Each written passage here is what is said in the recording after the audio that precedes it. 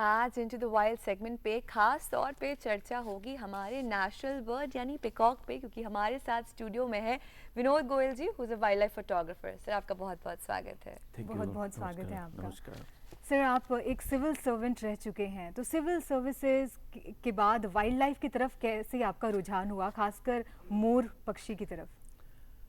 जब मैं civil servant था उसी दौरान जो है करीब 1982 में आया सर्विस में और 2015 में रिटायर हुआ।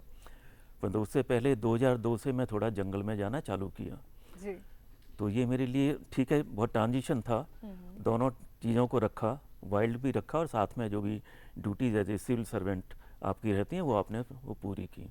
अच्छा लगा कि एक ट्रांजिशन, क्योंकि सिविल सर्विस में कहीं भी देखिए टेंशन ही टेंशन है।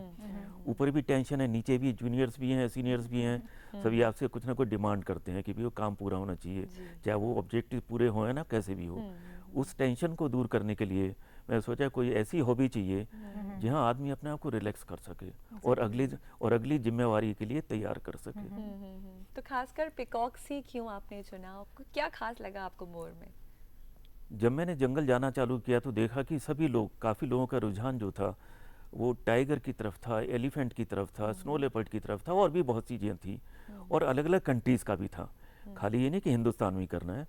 परंतु उसके बाद क्या पता चला कि ठीक है, टाइगर भी मैंने किया, करीब 10-12 साल मैंने किया है। 2002 से 2004 से मैंने 2004 में मैंने पहली बार टाइगर देखा मैंने। परंतु उसके देखने के बाद धीरे करते करते 2015 तक मैंने काफ़ी कुछ किया।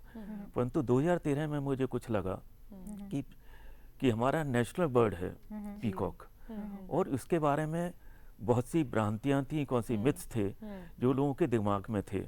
तो मैंने कहा जब तक मैं खुद नहीं देखूंगा तो तक मैं किसी को बता नहीं सकता।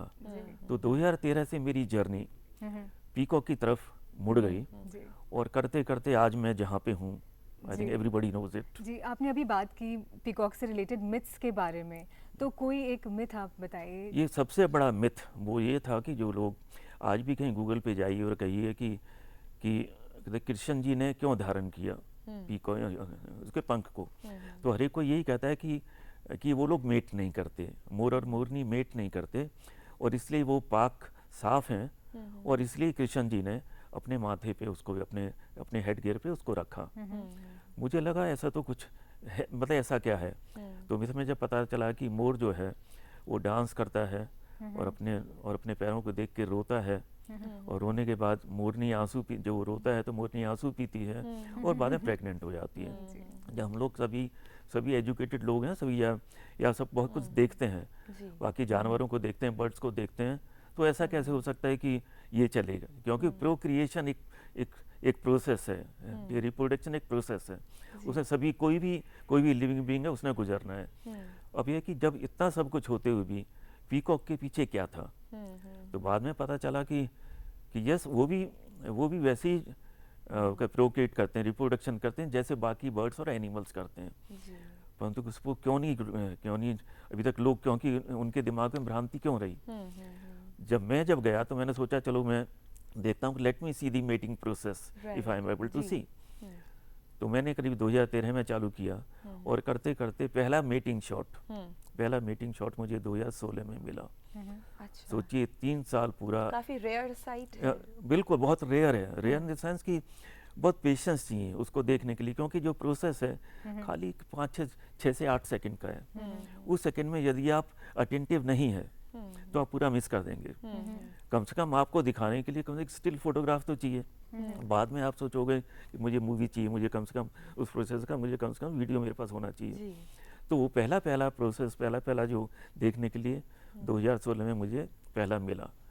जब मैंने देखा कुछ मज़ा नहीं आया, क्योंकि जब पूरी घास थी, सब कुछ था, तो मैं किसी को क्या बताऊंगा कि क्या चीज़ है। फिर उसके बाद और कुछ टाइम लगाया और 2 महीने के बाद अल्टीमेटली आई गॉट दैट। हम एक ये वीडियो भी देख पा रहे हैं, इसके बारे में कुछ बताना चाहेंगे? कहाँ पे वीडियो लिया और ये क्या सिंबलाइज कर रहा है ये वीडियो? ये मोरनी है और अपने बच्चों को, ये शूट तो यहीं का है, मदर दिल्ली का शूट है, सुंदर नर्सरी का शूट है। जब मीटिंग हो जाती है, फिर वो बच्चे होते हैं, अंडे का हैचिंग होती है और फिर जो है मोरनी अपने बच्चों को पालती है। तो मोरनी ने अपने को कितने वार्मथ देने के लिए कि बच्चों को कुछ भी करने के लिए अपने पंखों में ऐसे छिपाया हुआ है कि बिल्कुल आपको पता नहीं चलता। जी तो बहुत अच्छा, मेरे मुश्किल से मेरा 2 मीटर पे होऊंगा मैं, ठीक है। मैं आराम से बैठ के, मैंने ज़मीन पे बैठ के उसको शूट किया, अच्छा लगा। जी। तो ह्यूमन के साथ कैसा बिहेवियर रहता है, बिकॉज आप इतने टाइम से ऑब्जर्व कर रहे हैं उनका बिहेवियर, तो are they shy, are they camera shy? वैसे तो मोर बहुत शाई होता है। जब वो डांस करता है तो कम से कम जब उसे पता लग जाए कोई आ गया, कोई ह्यूमन बीइंग आ गया, तो इमीडिएटली वो अपने पंखों को डाउन कर देगा और भाग लेगा वहाँ से। परंतु धीरे धीरे क्या होता है कि आप जो है जब हर रोज जाते हो तो वो भी, उनकी भी फीलिंग्स होती हैं, ऐसे नहीं कि फीलिंग्स नहीं होती, वो भी समझते हैं कि हर रोज आता है, बिल्कुल हमें कुछ कहता नहीं है, ठीक है, कोई डराता नहीं है, कुछ नहीं है, दोस्ती हो जाती है। बिल्कुल क्लोज हो जाता है। इतना क्लोज हो जाता है कि आज मैं जो कहना चाहूँ आपको कि 2 मीटर पे, सिर्फ 2 मीटर पे मेरे सामने डांस करता है, कोई कह सकता है? या कुछ मोर तो मुझे इवन अपने आप को टच भी करने देते हैं, कुछ टच भी करने देते हैं। कुछ ऐसे फोटोग्राफ्स हैं कि जहाँ मैंने टच किया उसको, कुछ वीडियोस हैं जहाँ मैंने टच किया है। अच्छा, तो मोर के साथ आपका ये अनोखा रिश्ता है। और अभी आपने बात की मोर के नृत्य के बारे में, तो मोर का बारिश के साथ एक जो हमने हमेशा सुना है कि बारिश आएगी तो मोर नाचेगा, या फिर मोर नाचेगा तो बारिश आएगी, तो ये क्या है? नहीं, लोग कहते हैं कि भी कि जब बारिश आने वाली होती है, लोग तो ये कहते हैं कि बारिश होती है तो नाचता है। जी। मेरा कहना है कि जब बारिश होगी तो गीला हो जाएगा, पूरे पंख गीले हो जाएंगे, इतने भारी हो जाएंगे, वो डांस नहीं कर सकता। पर उससे पहले जैसे बादल होते हैं, तो जैसे आवाज़ होती है, गड़गड़ा होती है बादलों की, तब वो अच्छा लगता है उसे। वो क्यों अच्छा लगता है? उससे पहले गर्मी होती है। देखिए ना, फरवरी, जैसे मार्च अप्रैल में, जैसे पूरा अप्रैल मई जून पूरा गर्मी में चलता है। जैसे हम लोग परेशान होते हैं कि हम लोग गर्मी में निकल नहीं पाते, तो उसने ओपन में, जंगल में रहना है, उसने बाहर रहना है, उसने उसे भी गर्मी लगती है, वही फीलिंग होती है। पर जब लगता है कि जब बारिश आती है तो हमको कितना अच्छा लगता है कि हम लोग कहते हैं यार मौसम शांत हो गया, टेम्परेचर कम है, तो हम लोग मन कहता है तुम बाहर निकल जाओ। तो उसी तरह से उनको भी वही लगता है, क्योंकि वो लगता है कि मौसम ठंडा हो गया है और मुझे भी कुछ करना चाहिए। तो क्या कर सकता है? रिझाने के लिए वो अच्छी तरह डांस करता है। तो वो भी एक्सपेक्ट करता है कि बादल हो, टेम्परेचर नीचे आए और मैं कम से कम जो करना चाहता हूँ वो कर पाऊँ। जॉय एक्सप्रेस करता है बेसिकली। डेफिनेटली। आपकी फोटोग्राफी में आपकी ऑब्जर्वेशन की बात करें तो आप uncommon behaviours of birds observe करते हैं, तो कुछ ऐसा अनकॉमन बिहेवियर किसी पक्षी का हमारे साथ साझा करना चाहें? जैसे सबसे अनकॉमन तो देखो ये है पीकॉक है, क्योंकि हमारे जो कहते हैं कि माइथोलॉजी में है, हिस्ट्री में है, कल्चर में है, ट्रेडिशंस में, और आज भी है। ठीक है, मेरा कहने का मतलब पीकॉक फॉरएवर, पहले भी था, कितने सालों से पहले। वो कहते हैं कि जब पूरी हिस्ट्री पे जाओगे 120 मिलियन ईयर्स बैक भी उसका प्रेजेंस था। ठीक है, उसके बाद माइथोलॉजी में जाइए आप, चाहे हमारे कोई भी भगवान है, चाहे वो कृष्ण जी हैं, चाहे वो, ठीक है, चाहे सरस्वती जी हैं, तो सबके साथ एक रिलेशन है, वो एक रिलेशन है। फिर उसके बाद ट्रेडिशंस में हम लोग घर में जो भी फेस्टिवल मनाते हैं, सब पे देखो, जैसे हमारे कहते बचपन में अपनी मदर को देखते थे हम लोग, कोई भी फेस्टिवल आता था जो है तो गेरू लिया और गेरू से दीवार पे कुछ बनाया, ठीक है, वो सब जो है। और आज भी देखो ना, कौन सी ऐसी चीज़ है, साड़ी उठा लीजिए, कुछ भी चीज़ उठा लीजिए आप, ठीक है, सब आपको नज़र आता है।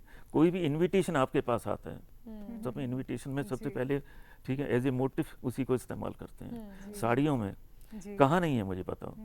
और कितने लोगों का जो कहना चाहिए कि कितनों का जो है एम्बलम है, लोगो है, तो ज़्यादातर पीकॉक है। तो पीकॉक है हमारे लिए, कहीं भी जाएंगे, पहले भी था, आज भी है, और मेरे ख्याल हमेशा रहेगा, क्योंकि दुनिया की कोई ऐसी कंट्री नहीं है जहाँ की हमारे देश में आए और उसको लेके चले गए, क्योंकि उन्हें अच्छा लगा, क्योंकि उसकी सुंदरता इतना सुंदर है वो। बिल्कुल बिल्कुल। विनोद जी, जब आप वाइल्ड लाइफ फोटोग्राफी करते हैं इन जनरल, तो आप किस तरह अपना कैमरा कॉम्पोजिशन रखते हैं व्हेन यू गो, बिकॉज आप इतने नेशनल पार्क्स भी आप घूमे हैं, तो कोई एक पर्टिकुलर कैमरा सेटिंग आप रखते हैं या वो बदलती रहती है?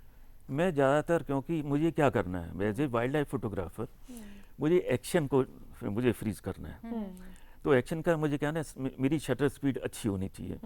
दूसरा लाइट कंडीशंस भी ठीक है, वो तो वेरी करते हैं, परंतु जनरली हम लोग क्या करते हैं अच्छी लाइट कंडीशंस के लिए, वैसे गोल्डन रूल कहते हैं, गोल्डन आवर्स, ये तो मॉर्निंग के होते हैं और इवनिंग के करते हैं। दोपहर को मैं नहीं करता, कभी नहीं करता। तो मेरा पर्पज़ होता है कि सूरज निकलने से पहले मैं चला जाऊँ और वो चेंजिंग जो कहते हैं चेंजिंग पैटर्न जो है, कलर्स वो अच्छे आते हैं, ठीक, उसको पिकअप करूँ या शाम को करूँ। तो जनरली पीकॉक के लिए मैंने क्या किया है कि मैं जनरली मॉर्निंग में करता हूँ, मैं शाम को बहुत कम करता हूँ। बट यदि पार्क में जाता हूँ किसी नेशनल पार्क में, वहाँ तो ठीक है आपको, क्योंकि मॉर्निंग में एंट्री अलाउड है और शाम को एंट्री अलाउड है, तो उस टाइम पे आपने करने हैं। और जो सब्जेक्ट मेरे पास मिल रहा है, पीकॉक मिल रहा है, तो जनरली क्या होता है पीकॉक दिल्ली में मतलब कहता है कि मैं वक्त चाहता हूँ उसके साथ, ठीक है। जंगल में आप जाते हो, किसी जंगल में जाते हो तो कहीं ना कहीं कोई स्पेशलिटी होती है, कोई टाइगर के लिए फेमस है, कोई एलिफेंट के लिए फेमस है, कोई स्नो लेपर्ड के लिए फेमस है, तो आप कॉन्सेंट्रेट करते हो उस पर्टिकुलर स्पीसी पे, ये मुझे वो करना है। पीकॉक ज़्यादा जंगलों में नहीं होता। जी जी, पिकॉक तो आम आसपास भी दिखता है, मिलता है कहीं भी। तो अन्य अगर हम वाइल्ड लाइफ एनिमल्स की बात करें तो वो कौन से आपके पसंदीदा हैं, या फिर कोई यादगार जिनकी आपने फोटोग्राफ्स? मेरा टाइगर, जो कहना चाहिए, टाइगर के साथ मेरा बहुत पुराना रिलेशन है। 2004 से मैंने 2004 से मैंने चालू किया और आज फिर 2015 में एक ऐसा शॉट मिला कि टाइगर से 4 बच्चों के साथ, तो वो जो मिला और वो ऐसा लग रहा है कि जैसे सबको बिठा दिया हो, जैसे कहते हैं फोटो स्टूडियो के अंदर स्टूडियो देखे, और सबकी सब आंखें मेरी तरफ है। सोचिए कि 10 की 10 आंखें आपको देख रही हैं, ठीक है, ये एक मूवमेंट। वो मेरे ख्याल है दुनिया में कोई ऐसा फोटोग्राफ नहीं है जो उस टाइप की सेटिंग्स इसको मिला हो, ऐसा लग रहा है आपने बिठा दिया वास्तव में, ठीक है। तो वो मेरे लिए सबसे यादगार है जहाँ तक टाइगर की बात करें। कुछ घटनाएं जंगल में या वाइल्ड में कभी कभी ऐसी हो जाती हैं तो जीवन भर के लिए यादगार बन जाती है। विनोद जी बहुत बहुत धन्यवाद आज हमारे साथ जुड़ने के लिए और हमारे व्यूअर्स को इस बारे में बताने के लिए।